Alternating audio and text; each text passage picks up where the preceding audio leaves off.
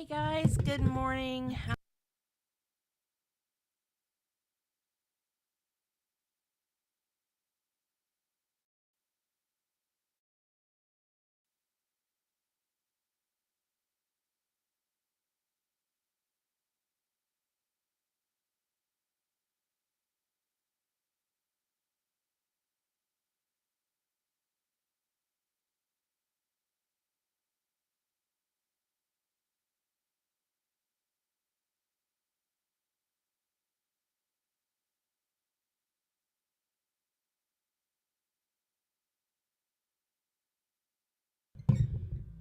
That was an accident.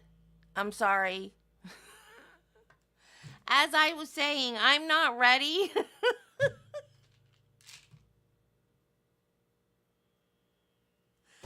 Good gravy, Marie. Ah!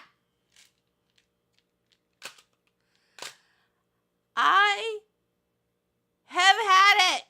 Good Lord. I don't know what is happening to me this week. And now I'm losing my voice. That's just great. I can't talk now. No. Do you hear it? Like the quality changed in my voice. I guess that's what happens when you scream like that. Oh, and Wiggles isn't here to see me officially lose my mind. You guys, the last two trials have done it. Oh, there she is. The last two trials has done it. I've officially lost my mind. It's gone now. Ah!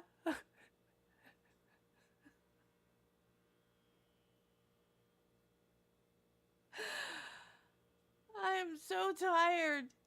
Do you remember the trial that I was complaining that it kept ending too soon in the day? I'm going to go back to that trial. What trial was that trial? Okay, we're not doing this to 7 o'clock at night anymore, y'all. I'm putting my foot down. We're not doing that anymore. Okay. Good morning, everybody. Hey, Marty. Hey, Judy.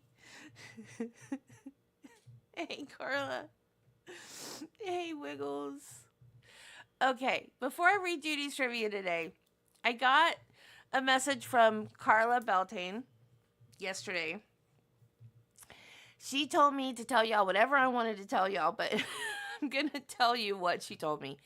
She told me before she went to the doctor, it was just a routine checkup. Nothing was wrong, not to worry. But then she told me after the checkup that her blood pressure and her blood sugar are both high, and that she wanted to get her blood pressure down more naturally. She didn't want to be on a lot of medication and stuff. So she was going to try to do things naturally. So she's going to try to quit smoking, and she's going to stop watching trials for a while. So she is not going to be with us for a while, but she sends her love, and she's still going to announce the channel on her Discord, and she is going to be doing some lives herself on her channel, I think it's body cam stuff, and maybe talk about some stuff that she and Dave do when they go out to process, serve, or whatever it's called. So she will announce her lives on her Discord or whatever, and she will keep in touch with me. So I will let you guys know if she, tells me anything about how she's doing. She's fine. She just the trials are too stressful and they make her blood pressure go up. So she just wanted me to let you guys know that she's okay. She's not mad at us. She just wants to naturally bring down her blood pressure rather than be on a bunch of medicine. So that includes not watching trials.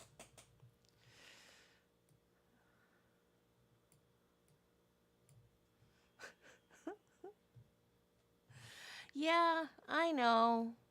But she's into all that stuff I don't approve of. So,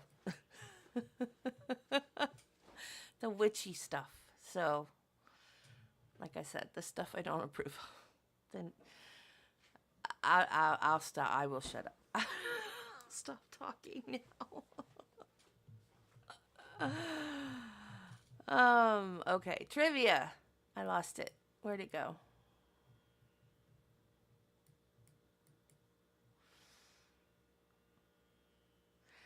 The Betty Broderick still in prison topic has set social media ablaze with posts found on social media erupting. Is she ever getting out? No, she's never getting out. Do you want her out?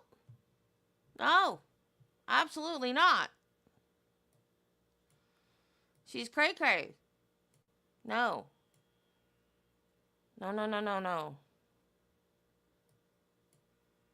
We don't ever want her out.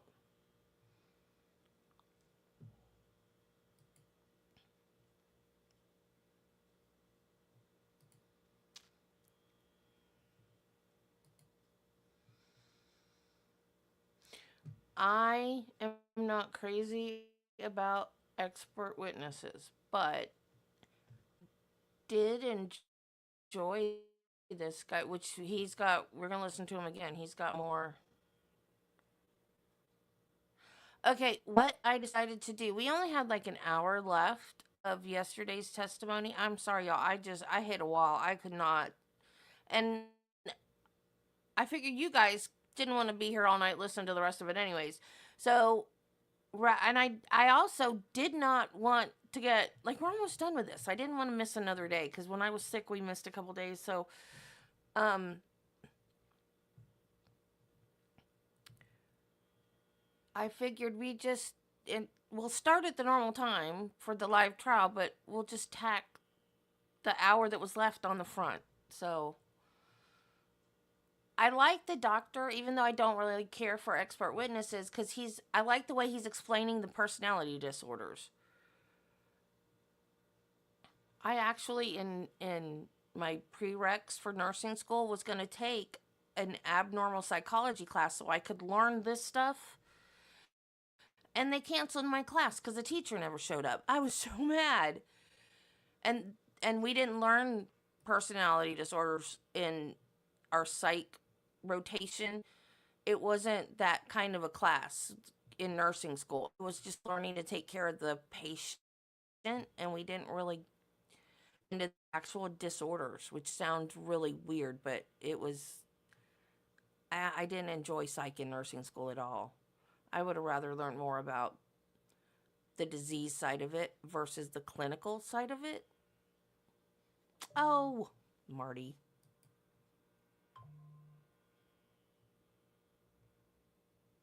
Project much?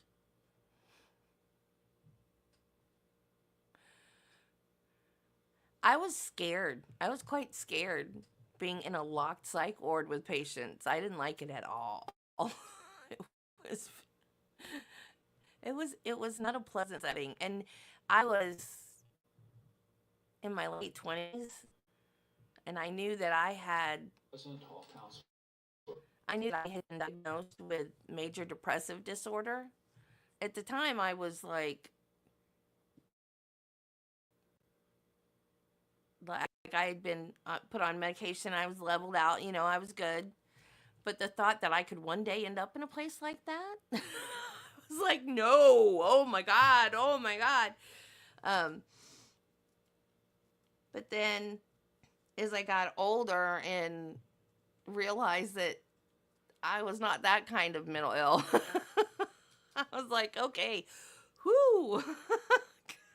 No, no, no, I know why psych patients unalive themselves. You don't want to live in a place like that. That's awful. Oh, God bless her, Wiggles. No, absolutely not. That was not my calling. No, my calling was old people and kids. I both ends of the spectrum. The adults, mm-mm. No, no, no, no. They're pains in the butt.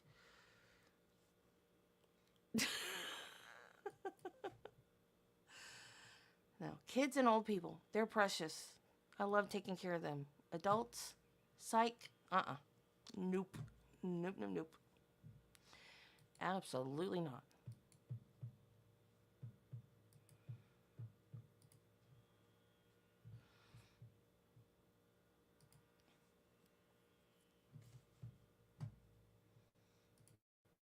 Present. Mrs. Broderick is present. Dr. Dietz is back on the witness stand. You may proceed, Mr. Early. Dr. Dietz, when part of your business is having a company that caters to stars in Hollywood, senators, people like that, is that not correct? Well, actually, more of the work is toward Fortune 500 companies, but occasionally I do work on behalf of Hollywood celebrities, and not senators, no. Okay. Well, you also, there's some political figures that you have a company that holds itself out to, is that correct? For consulting? I've done research on threats to political figures, and I suppose the only political figures that I've done consulting for have been judges. I don't think there are any other kinds of political figures. Your Honor, excuse me, I think the microphone is turned on. Oh.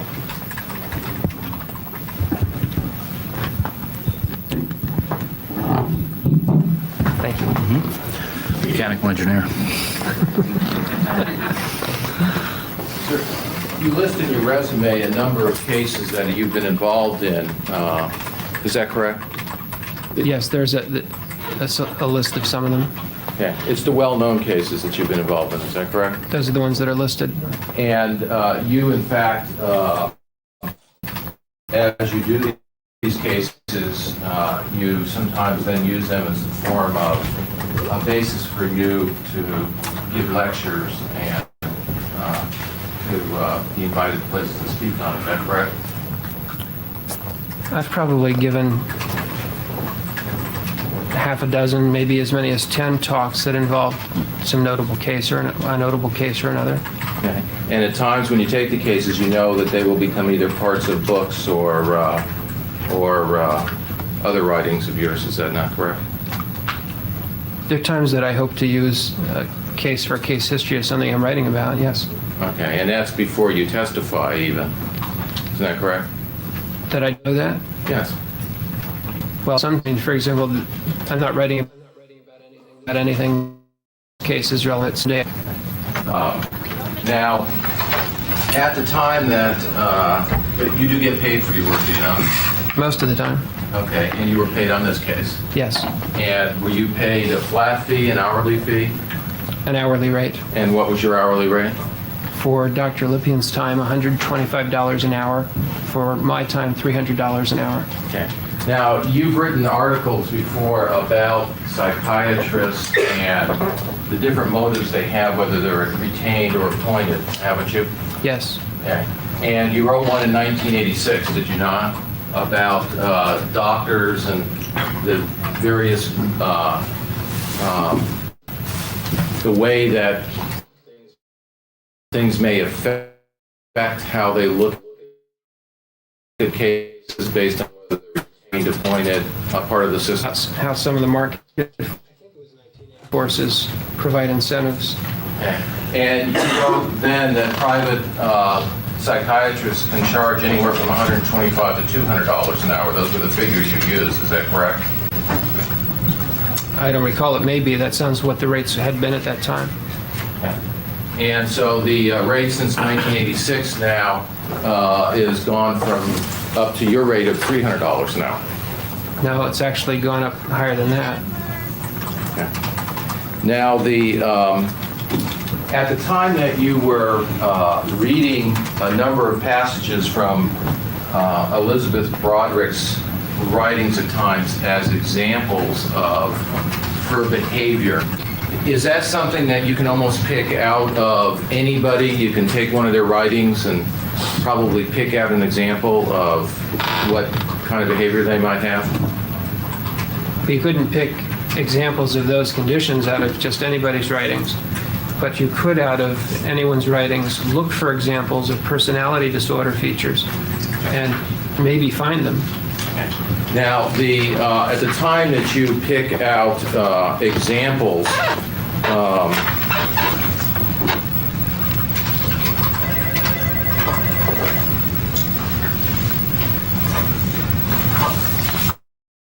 the best way to do that so someone understands what someone's to talk about is sometimes to give to a professional, to give context to why someone might give a certain answer. Is that right? Sometimes you need to clarify it. In the marriage encounter, there is various questions that are asked to the people, and then they're required to give answers as part of the marriage encounter. Isn't that correct? Some of the format was questions and answers. Part of it is her personality disorder before 1983, and you were talking about people seem to envy us. The question that was asked is, what do I like about best about us? Isn't that correct? Yes, that's what I think I testified to. She also talked that they have nice kids. Is that correct in that answer? I don't remember what the other four were, but there were four other things, I think. They talked about that we're both smart. We both work hard. Those were other things that she said that they liked about us. Isn't that correct? Yes. Those are all things that you would say are either narcissistic, histrionic, or antisocial, those answers? No, I thought those answers were true. Okay. So the fact that you were able to pick out one answer and say that somehow, and you didn't think that it was true that people seem to envy them? That might be true, but I also think that liking that is one of one's most valued traits. It reflects something unusual. People like having the things that would be envied, but liking being envied is not an ordinary trait. Did you happen to read the whole marriage encounter? Yes, I believe so.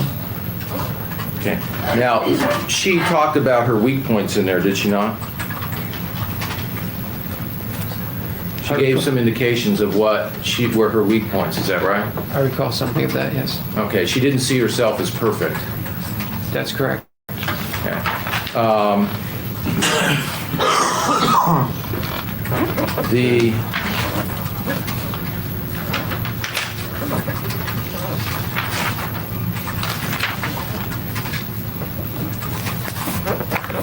I'd like to ask you about this passage, and you tell me what this shows as her being the points that show that she is narcissistic and histrionic as a disorder in 1983. Darling Dan. Objection, Your Honor, if it was not a passage that was referred to or relied upon forming the basis of his opinion, that's inappropriate. I just simply read it. Sustained at this point, short, and just relied on that too. Was there parts of the marriage encounter that you just threw out and said, since they don't prove my point, they're irrelevant? Or did you look at the whole marriage encounter? Mr. Ray, that's inappropriate. Okay, I'll ask the question, Your Honor. Did you look at the whole marriage encounter and consider the whole marriage encounter, or did you only pick out parts of it and say, these are the only parts to me that are relevant? Did we do this one yesterday?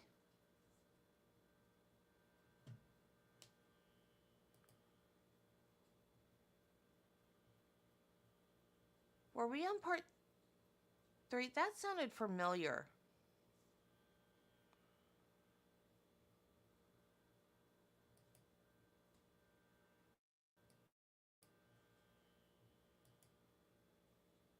Past, the diagnosis was changed, and the final diagnosis was bipolar affective disorder. Well, he just said not to depress. There was no history available for Ms. Broderick. It was impossible to answer referral questions on the basis of this one test.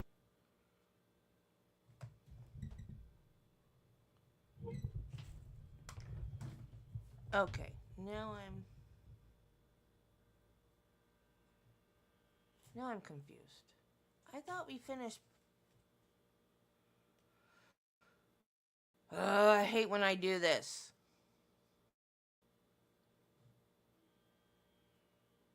What part are we on, y'all? I'm losing my mind again. Crap. What part is this? Didn't we finish part 1?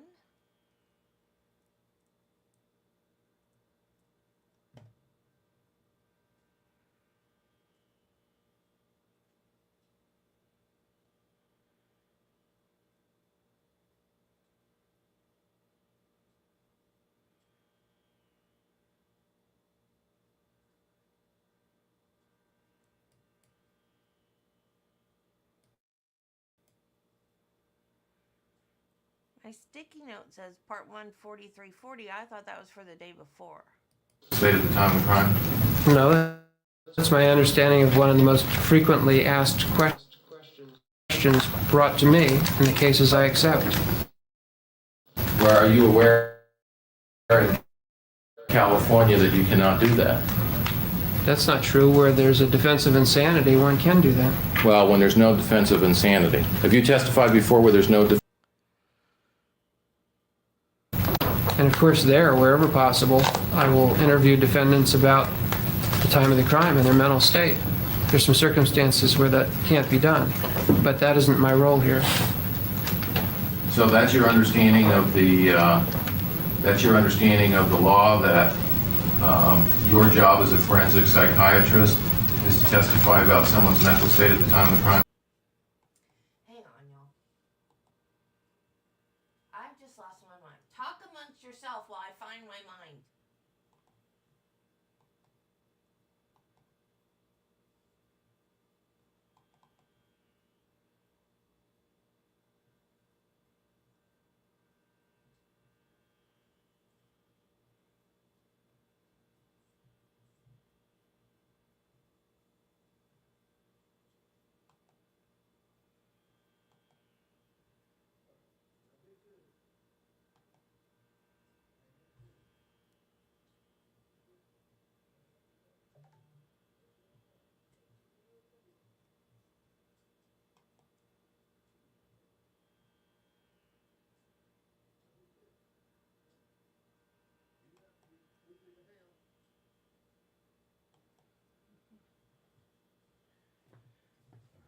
Honey,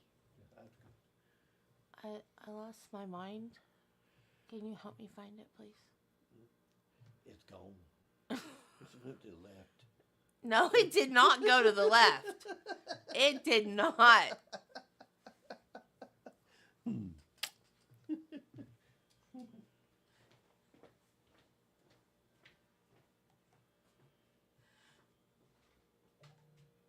You see the way he treats me, you guys? You see? I think he's good. I get this crap every day. Don't lie. Bye, I love you. Dang it, where's yesterday's? Where did we stop? I don't know where we stopped.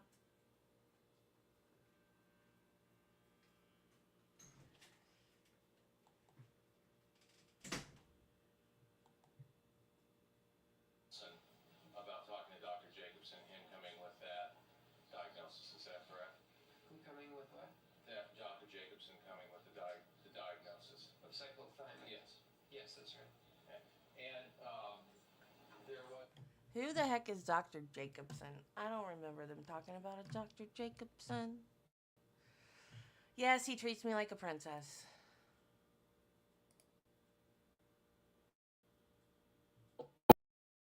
What she was prescribed in the jail. Objection goes to the period post-murders. Disorders. There was a prescription that she received at that time, Xanax, is that correct? I think that's right.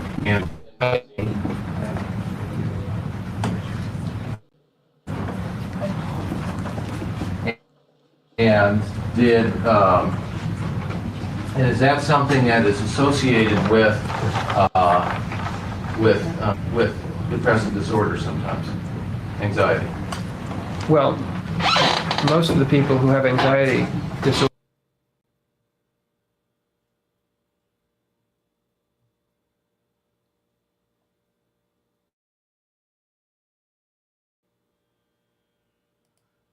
I'm not sure.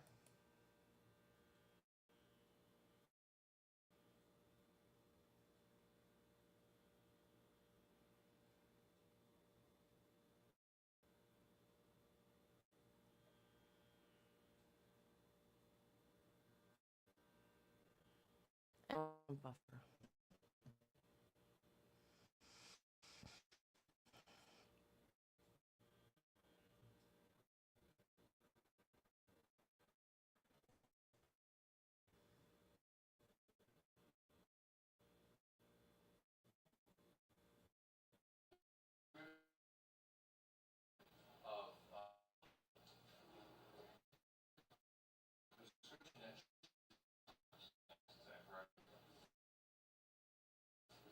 Okay.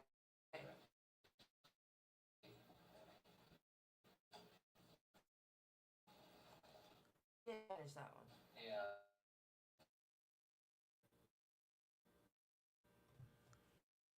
Let's just waste more time, Debbie. Now we only have a half an hour. Doctor, Or no. involved in a court case and evaluation, does can the person who is doing it, their ideology affect how they see the case? Therapeutic ideology, psychiatric ideology can affect how one assesses a case, and that's one of the sources of bias that experts need to try to guard against. Now, at the time that you first got involved in this case, was there someone who called you first? Were you called by Dr. Goldsman, by the prosecution? My involvement came from a telephone call from the prosecution. Okay, so you didn't talk to Dr. Goldsman about the case at all before your phone call to the prosecution? As a matter of fact, I did, but I wasn't then involved. Okay.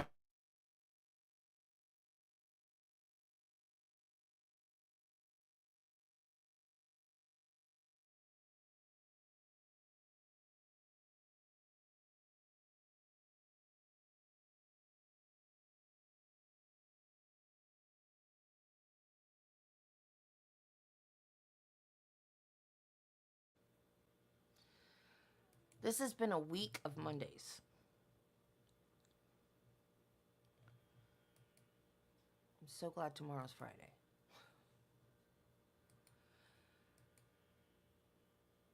Hopefully it won't be Monday again tomorrow.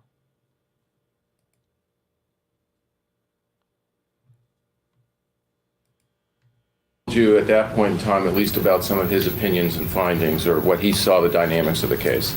No, actually, he was talking more about the things surrounding the case. Okay. And then after you got involved in the case, did you have conversations with Dr. Goldsman? After I was involved, there came a time when I had completed my assessment, had developed my own opinions, when I consulted with him to determine exactly what he had found that wasn't reflected in the testimony or his notes, to confirm that that was still his opinion and to explore some other issues. But you had read his testimony and his notes before you spoke to him again, and Yes. used that in forming your opinion. Is that correct? Yes, it is. And during the time that, when you said that there's a difference between a clinician and a forensic psychiatrist, obviously in a clinical setting, you clinicians who are treating somebody have a duty to tell the person if in fact they're going to get involved, let's say, in prosecuting them at some point. Isn't that true? Clinician treating a patient? Yes. Clinician treating a patient should not become involved. Did you consult with the other about this case? In other words, was there anyone else who consulted about the testimony or theories of the case? Dr. Lippian? Okay. But anyone that was familiar with the case, anyone from, for instance, county mental health? No, I read their records, notes, and testimony. Okay. Now, and I take it that after you read the testimony and after you talked to Dr. Goldsman, you had a number of conversations with the prosecution, is that correct? Yes, that's right.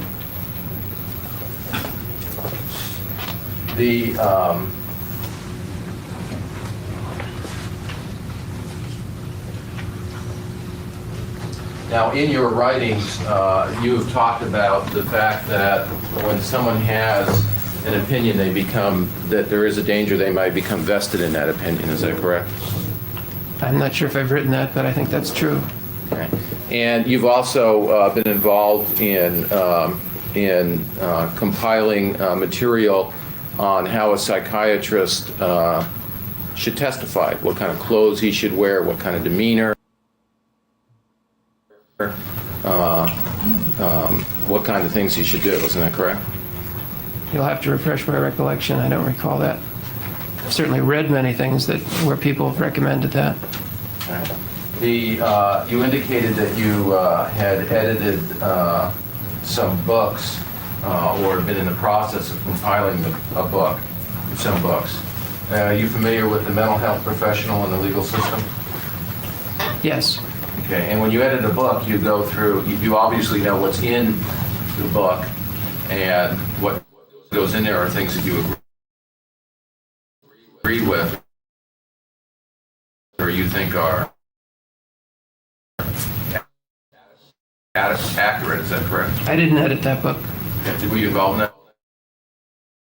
that book at all? I was on a committee that prepared an organization called the Group for the Advancement of Psychiatry. About 150 psychiatrists from are invited to join. They belong to committees, and what the committees do is to write books that are then published by the name of the Group for the Advancement of Psychiatry. Individual we need to spend 2 weeks sitting in a hotel in Cherry Hill, New Jersey, writing books and discussing the drafts. We discussed the drafts for that particular book meeting after meeting for several years before I became a corresponding member, and I wasn't even there for the last 3 or 4, perhaps more meetings where the draft was finalized. Yesterday, I asked you about the use of DSM-3 in court. Is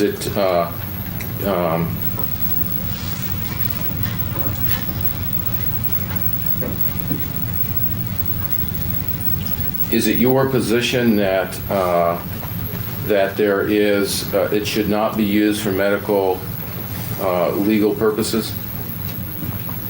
That depends on the type of use. Okay. I think that it's the best tool we have for most purposes that involve rendering a diagnosis.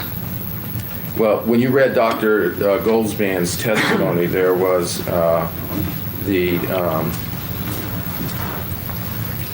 remember me asking a question about borderline personality disorder? I'm sure you did, but I don't recall it. Could I see what you're referring to? Page 1945.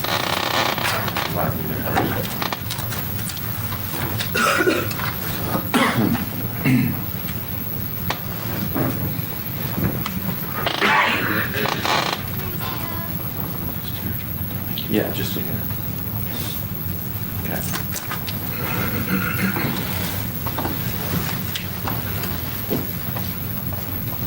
If you could just start on page 1940, we'll read this question and answer on page 19. Start to yourself.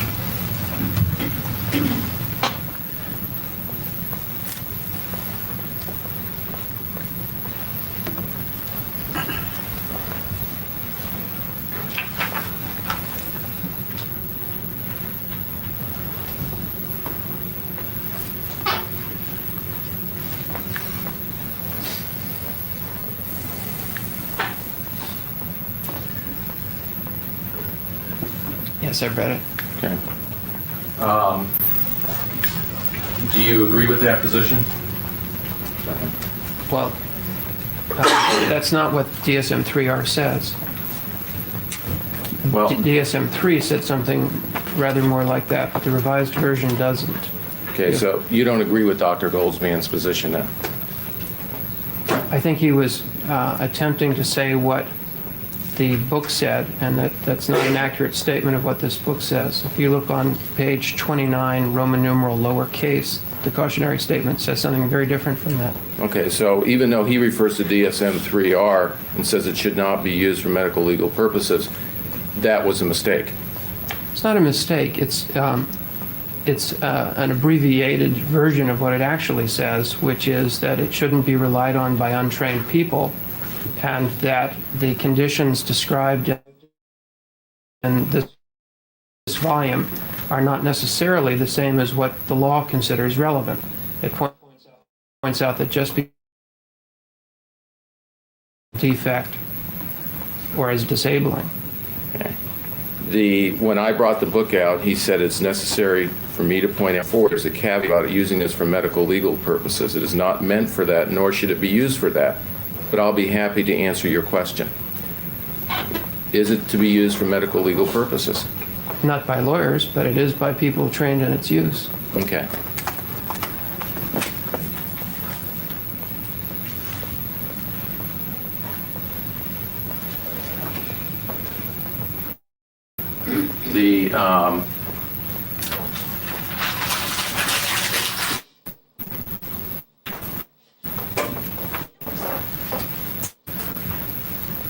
Do you agree with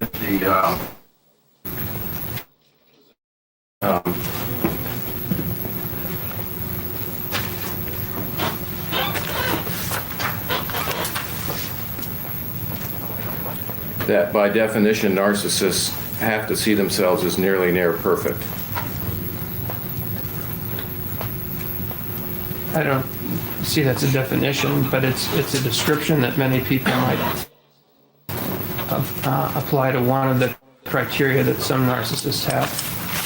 Well, then you disagree with Dr. Goldsman says that that's a definite by definition. You do not agree with his statement. By definition, narcissists have to see themselves as pretty near perfect. And I would ask that it be done transcript. You sure now?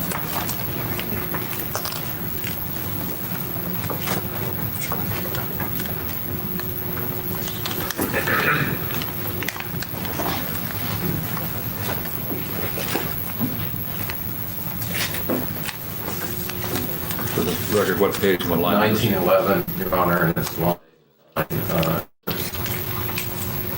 Goldsman's answer on lines 14 and 15.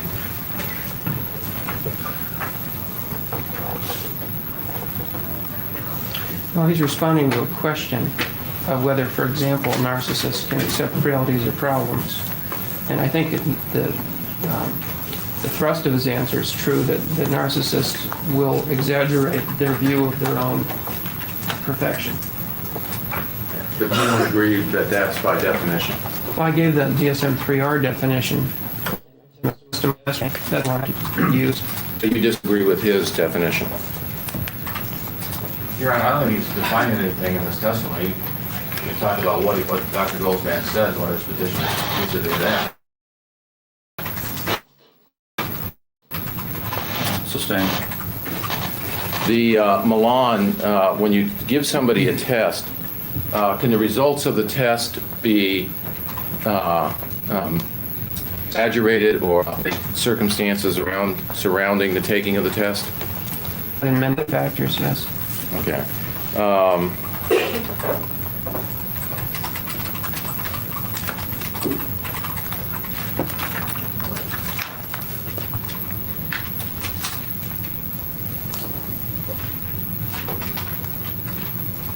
Well, can it be relevant to the particular situation, or is it just show things over the long term? I don't know what you're asking. Okay. Does the is the Milan test relevant to the immediate situation? I don't hold myself out as an expert on the Milan. I can tell you my understanding of it. Okay. Well, if you could answer my question, is it relevant to the immediate situation? It depends on That's what I'm asking. Are there situations where that it can affect Milan, so it can be relevant to the immediate situation? Dr. Day, asking. Overall, we understand that you can answer, Doctor. I don't understand it. The Milan test shows how a person is functioning at a given time. Is that correct? Can show that. Well, mostly what it shows is long-term patterns.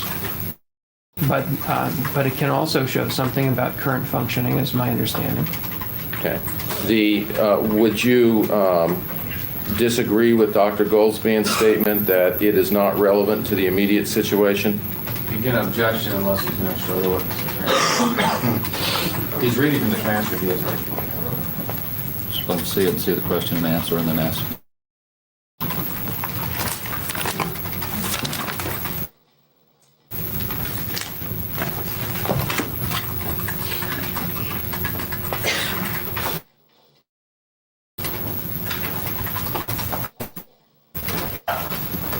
And I'm referring to page 13, 14 through 20.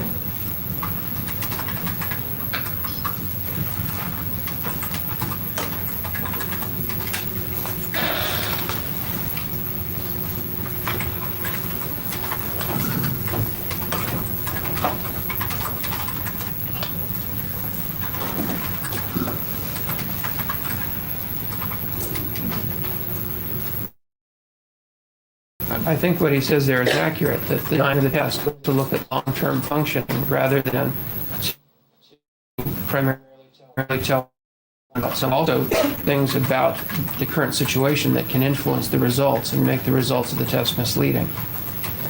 You indicated yesterday that it was that the doctor who saw Mrs. Broderick in the hospital in 1986, it appeared to you that he changed his opinion based on the test alone. In other words, he had an opinion, then he read the test, and he changed his opinion. Remember that test? Now, actually, the test showed a number of tendencies, did it not? Showed a number of possible results. The test had many different results, some of which were plausible, some of which weren't.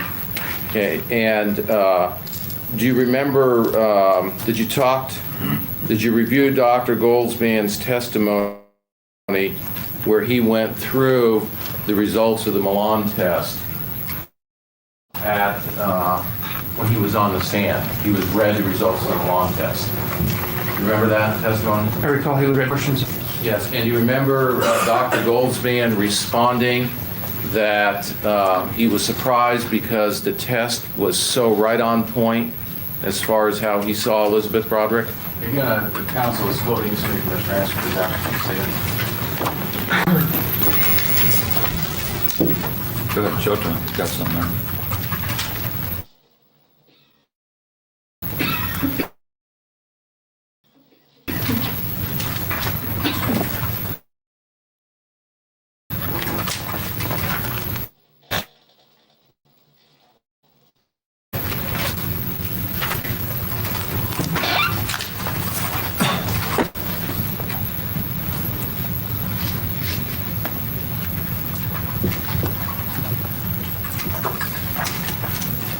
If you can read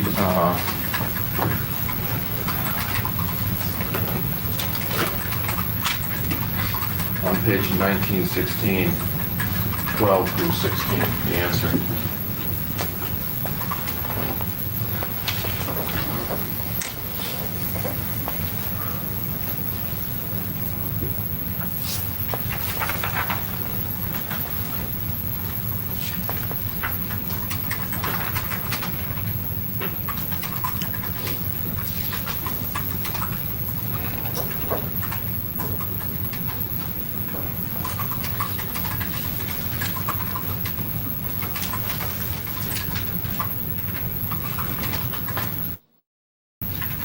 Yes, I see.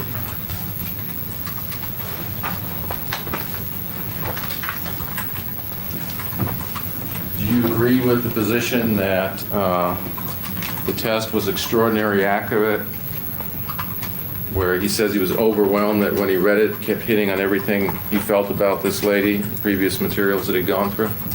I think there are portions of it that would lead one to feel that because it seemed to be so on point, but there are other portions of it that I don't think are that accurate and that really don't correspond to Mrs. Broderick's history. Okay. So your position is that the test wasn't extraordinarily accurate, it was only accurate in some parts? The test, first of all, I don't know everything about this test, how it was designed, what the norms are. As I said, I'm not an expert on this test. But in reading the results of the test, I think there are passages in it that anyone who knows Mrs. Broderick's history would say this is uncannily true. And there are other parts where one has to wonder how the computer came to that conclusion because it doesn't fit the facts. Okay. So you wouldn't agree that it just kept hitting everything that I felt about this lady? Only portions. Okay.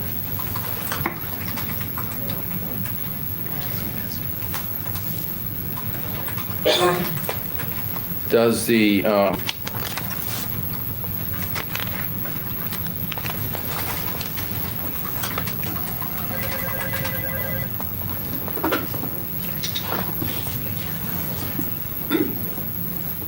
and part of her personality, the narcissistic part, is she responds with rage, is that correct? When she's rejected, she'll respond with rage. That's right. Okay. So if we look at any time through when there's some major rejection, we would expect that there's going to be rage with that, is that correct? You should expect that if there are times when there's a rejection of something to which she felt entitled and that she thinks is unjustified, or that gets to the heart of who she wishes to be, that she should have either rage or shame or humiliation. That's what DSM-3R speaks to, and I think that's correct. It doesn't have to be rage. She could also feel ashamed and withdraw from the situation. And in part, she chooses whether her reaction is to be ashamed and humiliated or whether it's to become enraged. Okay. Now, you indicated that some of the examples of that were, for instance, her reaction to the affair. Is that correct? I think that provides many of the most dramatic examples, yes. Okay. Now, isn't it true that if somebody is having an affair on their wife and lying to them, telling them they're crazy, telling them nuts, blaming it on them? I think if a perfectly normal person has those things happen, they have every right to be angry. Okay. And they might react with rage, is that correct? You bet. Okay.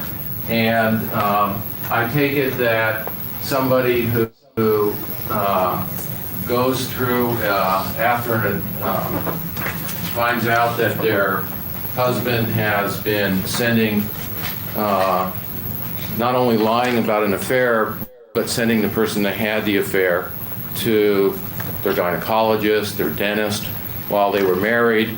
That person might get a little upset and react with a little bit of rage when she finds out that even her most personal life, while she's still living with the person, has been invaded. Would that not make a person rageful? Objection, argument of some steps on that. Sustained. Well, That did not invade her personal life. Because her gynecologist is not telling Linda stuff about her. That did not happen. No. Did she actually think that her gynecologist was shooting the breeze with Linda and they were talking smack about her? Like, what did she think was happening? Jeez. you read her diaries, didn't you? Yes. And at times she talks about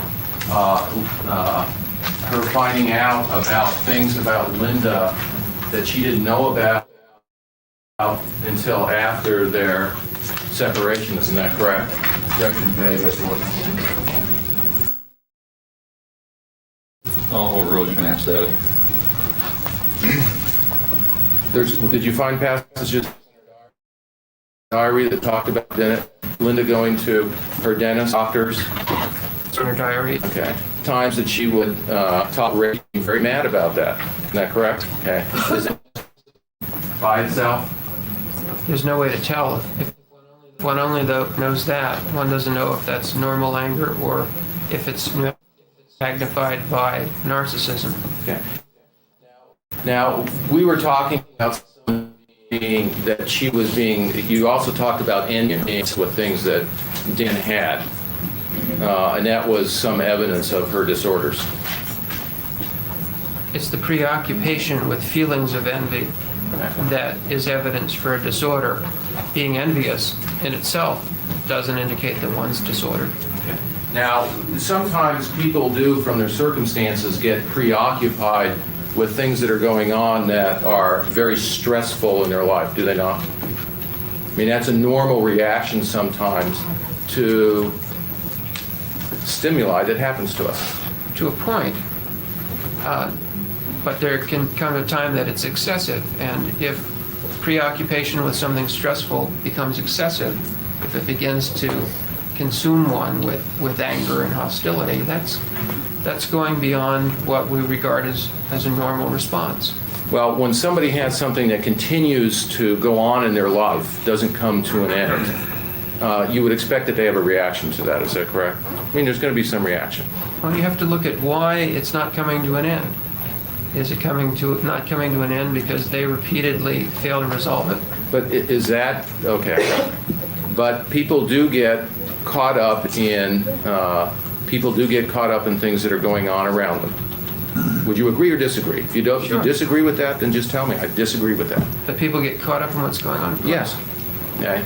And that people do get obsessed with the things, for instance, it wouldn't be unusual for someone, a trial lawyer, for instance, if they're in a long trial, that sometimes their friends or family might just say, why don't you go away for a month? Because no matter what we talk about, you bring it back to the thing that you're working on 20 hours a day, and you're like a broken record. To other people, that happens. Yes.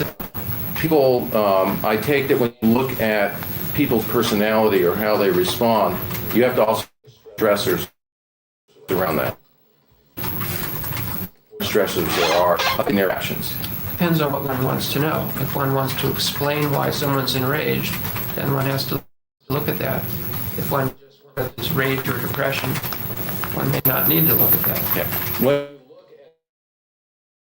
When you look at the factors, when, for instance, you give an example of someone being enraged about something, you have to look not only on what's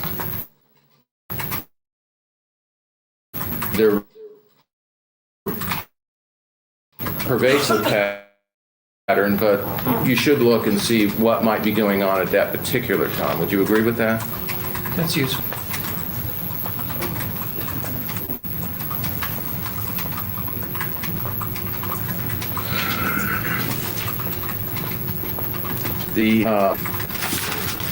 And do you, is it your testimony that based on her disorders, is that she really wouldn't understand, or she has an inability to understand that people would react to her behavior?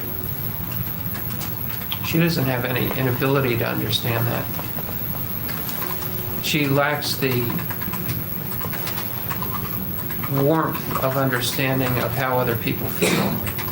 And so she will sometimes behave in ways that are destructive to other people, that if she were able to see what they would feel about it, might cause her to shift her. Now, you don't disagree with the fact that that Mrs. Broderick was depressed at times, do you? Other times she was sad. Okay. When people, one of the things that you see with people that are depressed are an uninterest in some of the things that normally they would have an interest in. Well, you can see that with people who aren't depressed too.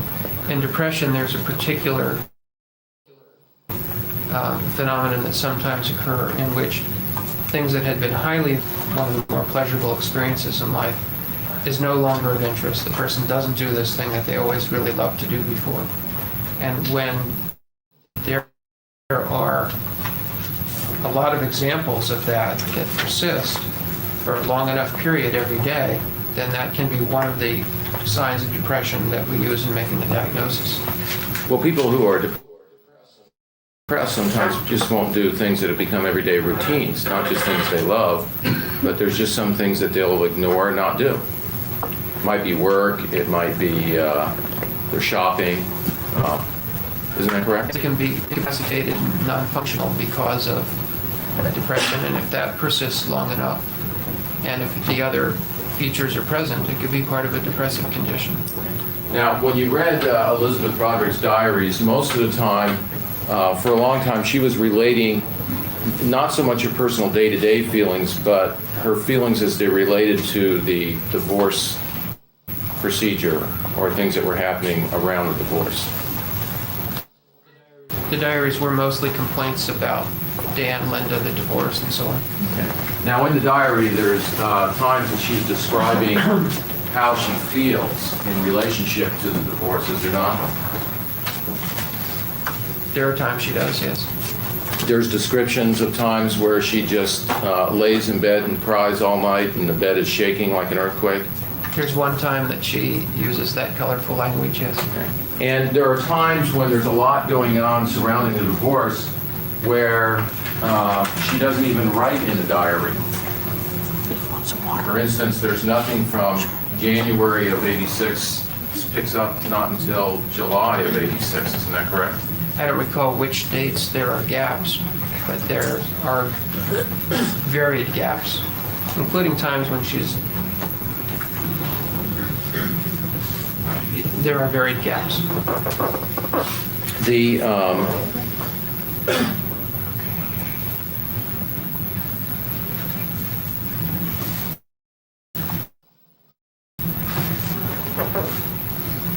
and depression can be caused by meaningful losses, is that correct?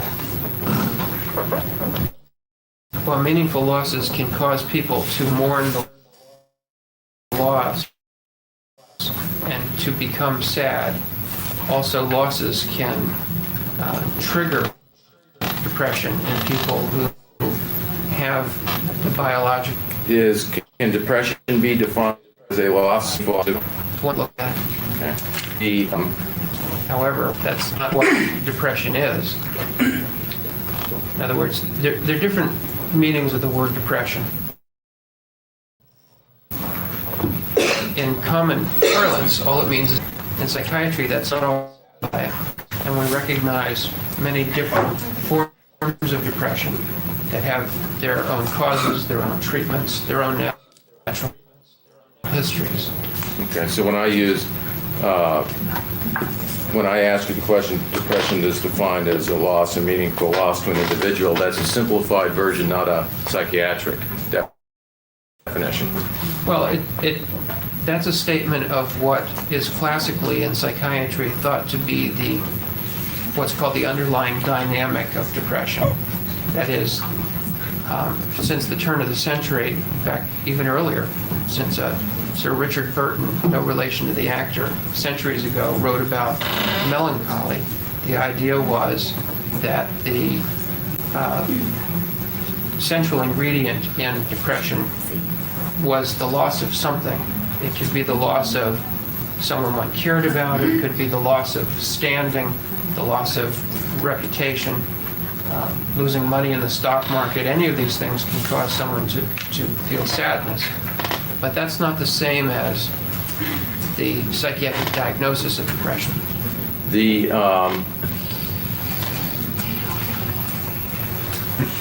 And would not fear and depression are not related really to the same point?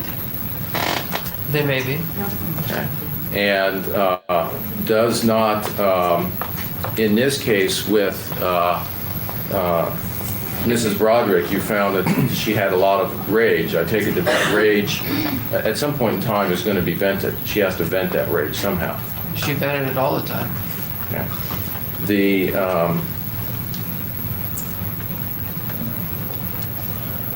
well, that's not unusual, people who have a lot of rage, anger to vent it, is it? Some people let it build up, but she was always letting off steam. And sometimes depression has been defined as turning the rage inward, has it not? I mean, people sometime when they are rageful, they turn it inwards because they see themselves to blame for not being able to fix the situation. This was a popular theory in the 1960s that led to a great deal of research. The theory was that depression might really be anger directed inward toward the self. And there's a lot of appeal to that theory. Most of the efforts to study this with research don't support that as the most useful way to think about this.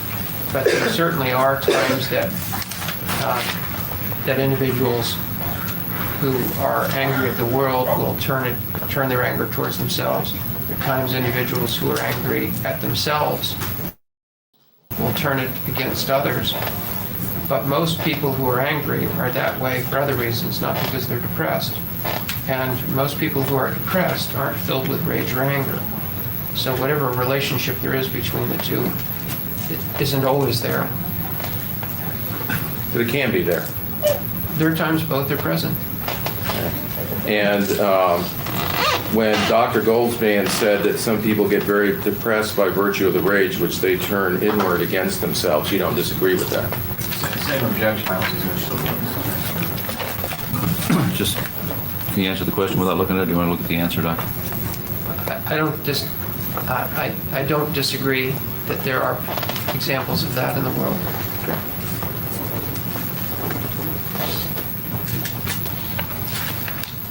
The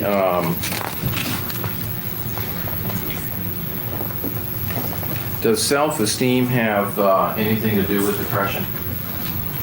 Self-esteem has something to do with all of human behavior, including depression. Okay. So the answer to that is yes, it does have something to do with depression. Sure. Okay. And how does that? How does self-esteem and depression? How are they interrelated? Well, like many other aspects of behavior, if someone's depressed, their self-esteem can decrease, so that depression can cause changes on the other people who lose self-esteem over that loss. So they interact, change self-esteem, and self-esteem can change depression. Do people who who have depression and have loss of self-esteem as to try to give themselves some self-esteem, what they had at the time before maybe their loss or the problems they've had? Yes, that happens. The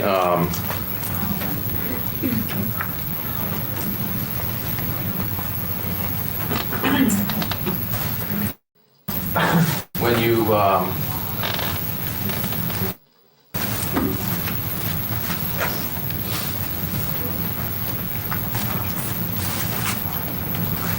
now there was some other examples that you gave out of the marriage encounter that were dealt with her narcissism at the time that we didn't go through yesterday.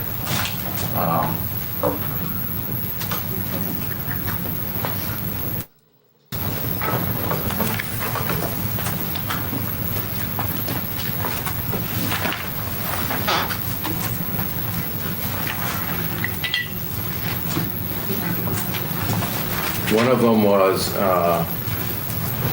the question about, or your answer about the thing that I love most about you is what you love most about me. Okay. Remember that? I Or the remember thing what you you referred love to, me. but that's not what it was. It was, What I loved most about you is how much you loved me. Right. Okay. And showed it.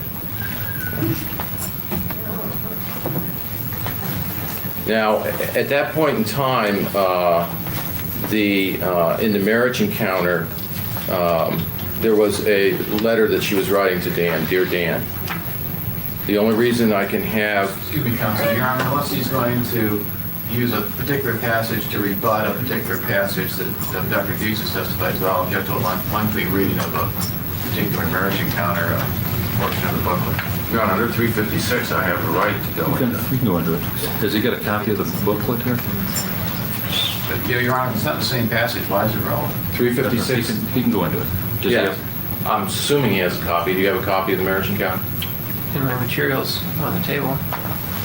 I can get you a copy here. Your Honor, excuse me, may we put sidebar for just a moment? Sure.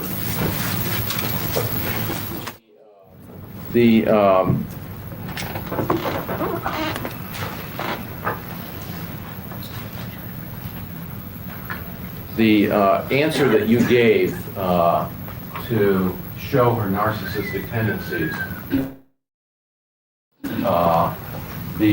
that was a series of questions asked of her. There are at least one page after another with one question and then her answer, and another page, a question and an answer. Objection, he has to let the witness know what he's referring to. Well, you Well, said that he was going to get him a copy of the marriage encounter books. We have it. I think we had it there just a second ago. Why don't you just if you can just show him the page, Mr. Rowley, make it easier.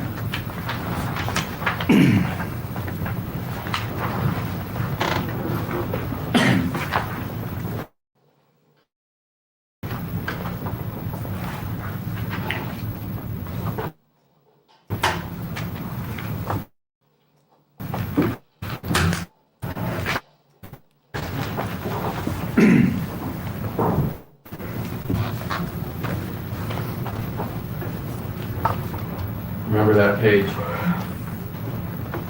I remember this page. Okay. And before that, there is another page with some questions. Is that correct? With a question.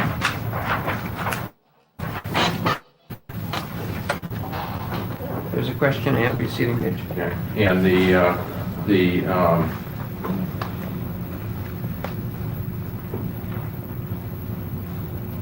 questions are related into, they're related type questions, is that correct?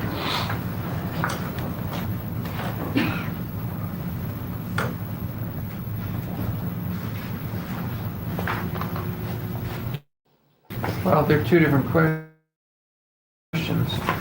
Well, they're about her dealing with why she loves him, why she wants to live with him, and why she wants to stay with him. Those are two questions. Yes. And this question is a page long, is that correct? The first answer? Yes. And there was nothing in there that you found to be evidence of narcissism?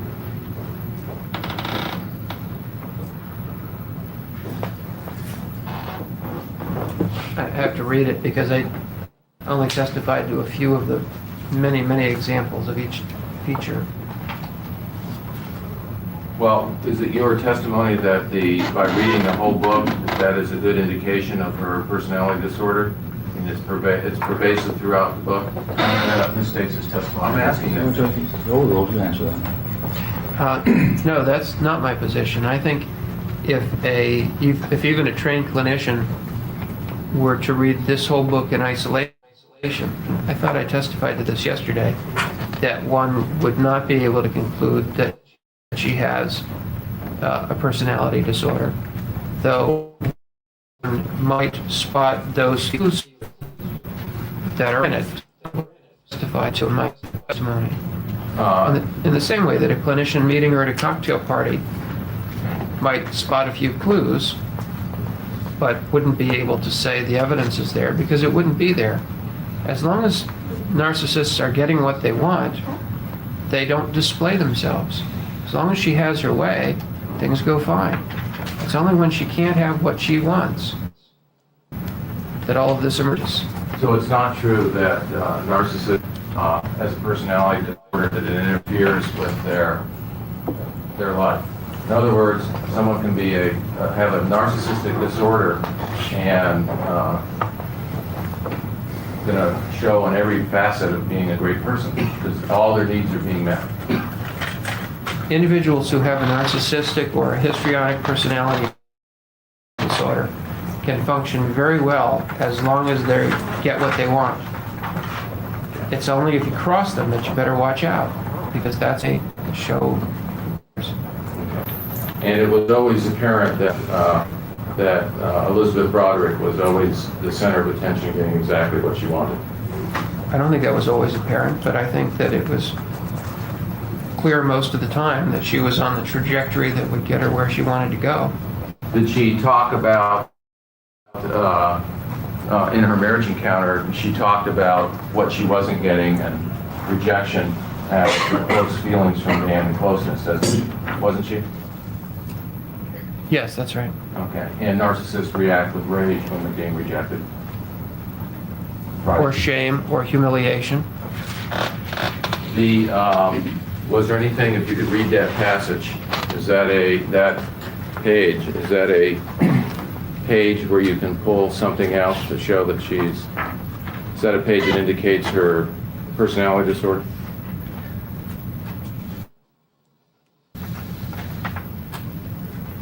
Well, no page in anything ever indicates a personality disorder. It either does or does not provide evidence of one, but it wouldn't in itself. Is that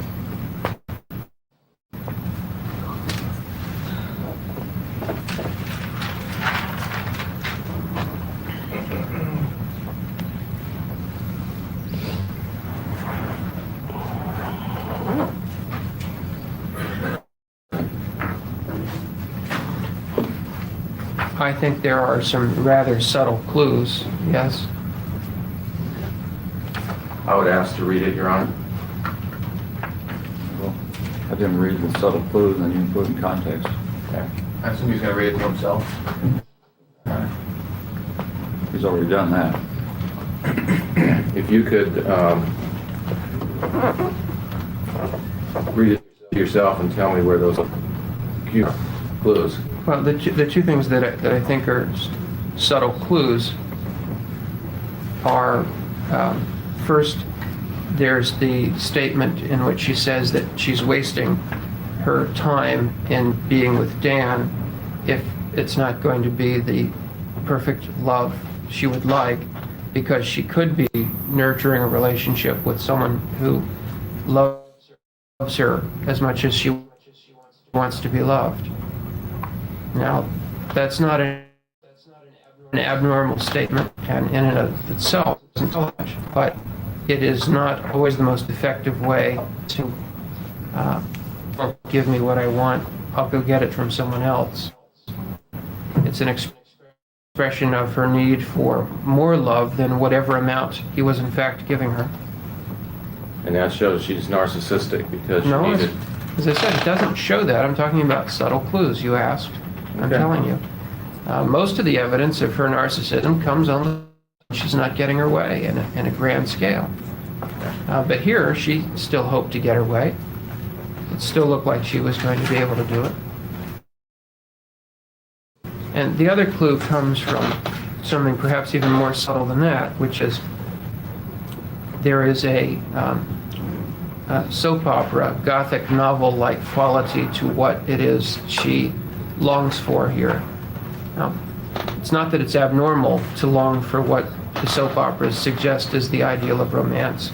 And it's not that it's abnormal to long for what Gothic suggests is of romance.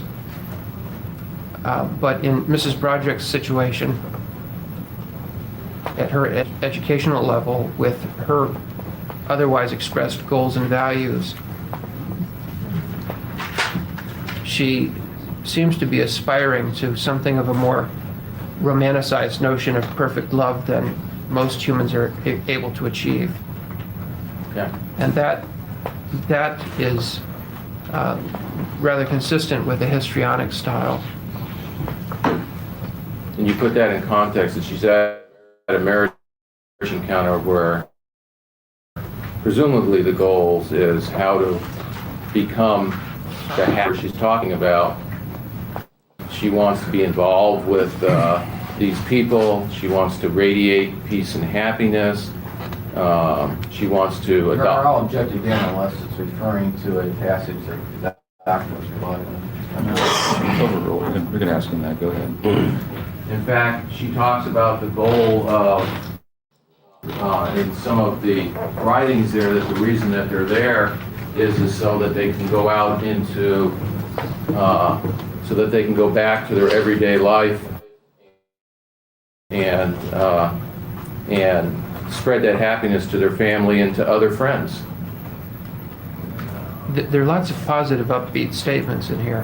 What I'm suggesting is that there is something of the longing for perfect love that really goes beyond what most people can attain and is destined to fail. If all one can accept is utter perfection and union with another person to know each other perfectly and love each other perfectly, one is going to be unhappy. That goal can't be met. Okay. You want us to be able to read it to him? Judge?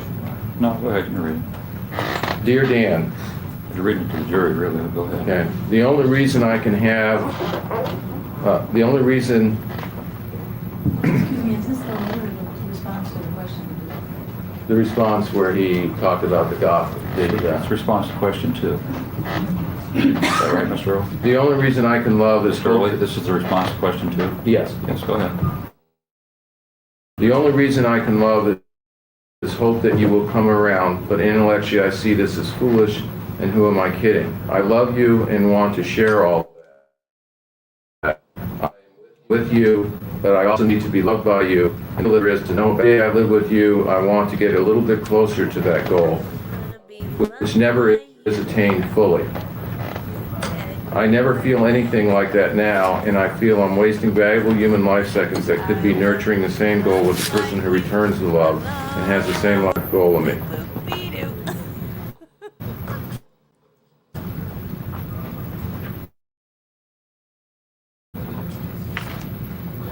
The next question is the one that I am lost it today, y'all. now, you've reviewed Elisabeth Broderick's testimony, did you not? Yes, I did. And you know that at that point in her life, she was telling Dan Broderick that she thought there needed to be more closeness in the family, that they had to have some family goals beyond just his work goals, that he had to give some time to her and the family. I know that that's what you testified to, yes. And you also know that there was some testimony that she accepted Dan saying, please wait, someday we can work at that, but it's going to have to be delayed so I can reach my material goals, other goals that I have. You know that too, is that right? That's at least what she's testified to. Did she testify to that? Yes. Okay. And so this is not someone who is saying that they can only have a Gothic love at all times. This is someone who is accepting the fact that there's going to be bumps along the way, but there's reasons to wait. There's promises that are being made. Would you agree with that? At least that's her perception. Yeah. Well, I don't know about everything you just said, but I do agree with the thrust that that her perception was that bigger and better things lay ahead if she would bide her time.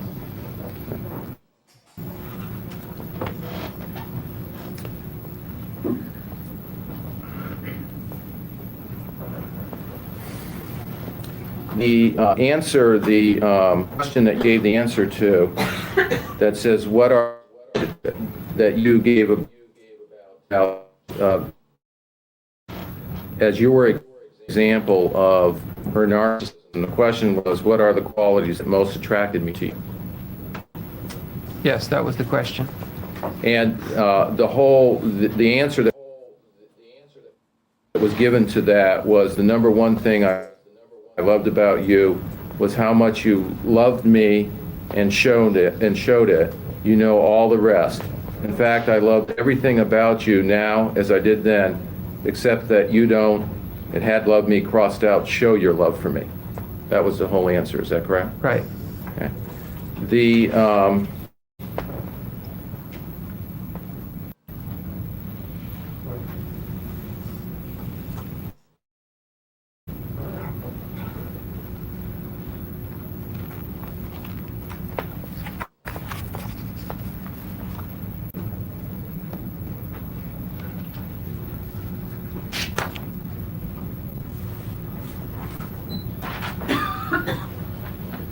now, you also gave another example in there about not liking to be told what to do. Yes. Okay. Okay. That passage was actually a part of a answer over 2 pages, was it not? Maybe it would help if I could speed up time.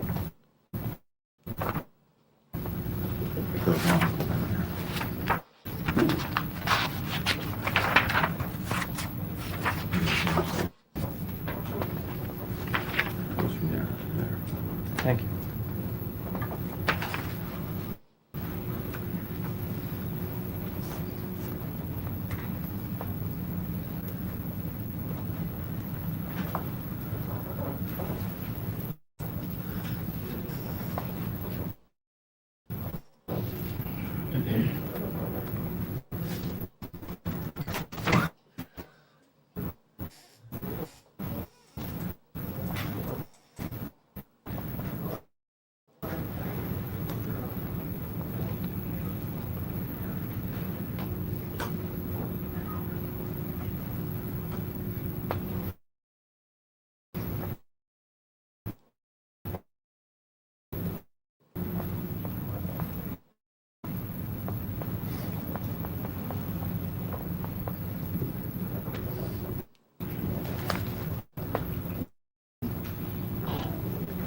Is that what you're referring to? Yes.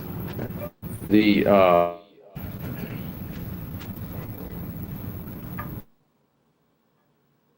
passage begins, how I feel. You know what it was? Yes. Okay, that's giving 10 minutes a day to each other, just putting aside 10 minutes a day for each other. Right. Okay. I think I'll love it, but my problem with it will be that it or the idea didn't or doesn't come from us. All the time I could have been writing love letters, no problem. The thoughts were there anyway. All this time we should have been communicating feelings for each much more than 10 minutes a day. I hate to have people tell me to do things. I like to do what I feel like doing when I feel like. Maybe 30 minutes one day, none for 3 days. But I see how then it's easy to let 3 days turn to 5, to 7, to 15, then misconstruing things and feeling unattended to and reading reactions ahead, etc., etc. I honestly can't believe you'll do it.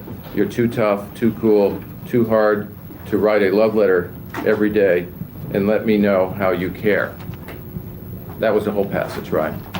It was, and I think the whole passage shows additional support because she says here that she needs more attending to, and I think that needing a love letter every day is pretty good evidence of constant need for admiration and attention. So you've read that's what she needs while she's at this encounter. She's saying that unless I get a love letter every day, I'll never be happy.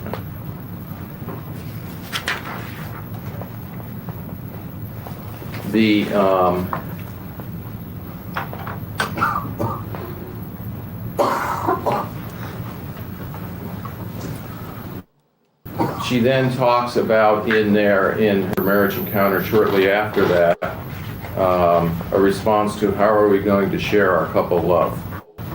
You remember that?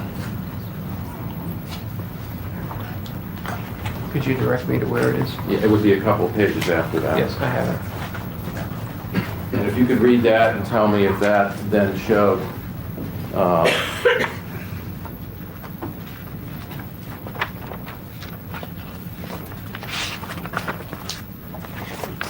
the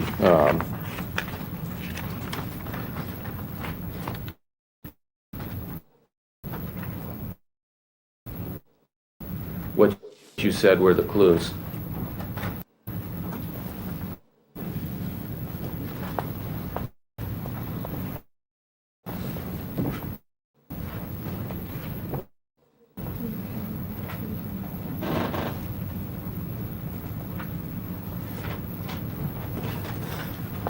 Your Honor, unless this witness based on I'm just asking if there's anything in there. Maybe there is, maybe there isn't, see what it says.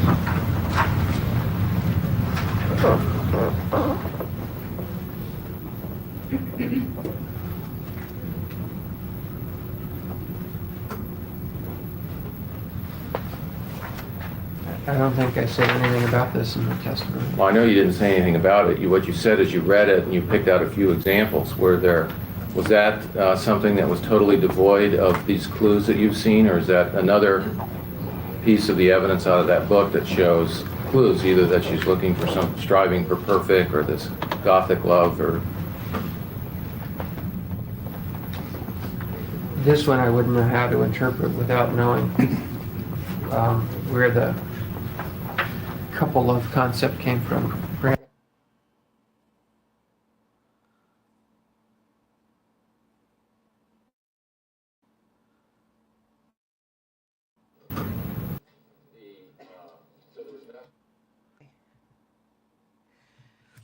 We're gonna stop there.